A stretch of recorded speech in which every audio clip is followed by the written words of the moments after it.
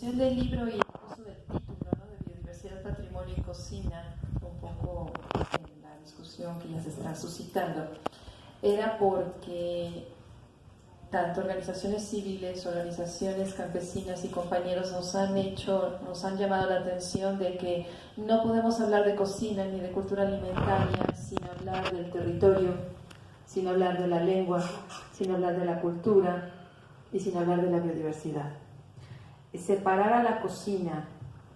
separar a la cultura alimentaria del territorio, automáticamente es prestarnos precisamente a esta falta de visión crítica de que se está despojando a las comunidades de sus espacios, de su territorio, de su conocimiento. Entonces, y que se une mucho a lo de patrimonio, que es un poco lo que quieres meter, ¿no, José Luis, en la plática, porque yo creo que es un instrumento que de alguna manera se ha tratado de hacer, de declarar a la cocina como patrimonio en un afán de ayudar y rescatar, pero creo que la herramienta no es la adecuada o no tiene los alcances que en dado caso podría llegar a tener,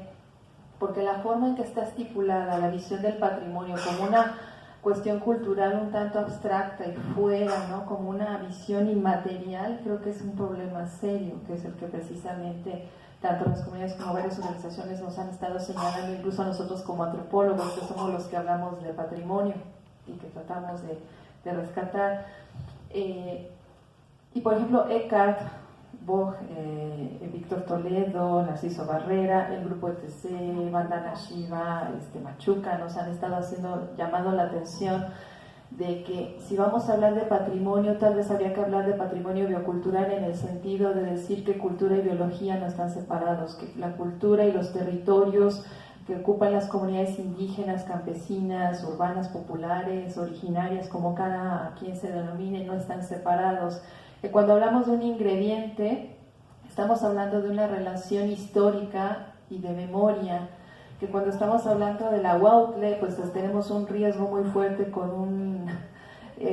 un aeropuerto que está a punto de hacerse en una zona que, si bien es un lago y una zona contaminada, sigue siendo un bastión ecológico para ciertas especies y para ciertas culturas.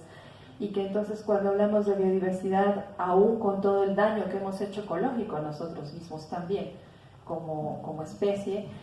tenemos que retomar y cuestionarnos seriamente qué estamos haciendo, cómo lo estamos haciendo, y que tenemos que ver opciones donde todas las culturas y todas las voces entren. Y precisamente que hayamos coincidido con esta fecha, el 29 de septiembre, el Día del Maíz, que fue por medio de la sociedad civil que se ha querido retomar como una forma de visibilizar esta lucha y esta situación, pues creo que engloba claramente que cuando hablamos de patrimonio, o tenemos que ver cómo vamos a hablar de patrimonio, cómo lo vamos a incluir, que no sea solamente una forma de promover la cultura en términos de eventos, de ferias, de venta de productos, sino en términos de que tenemos realmente que generar un compromiso con la tierra, con el clima, con los grupos, con los derechos indígenas,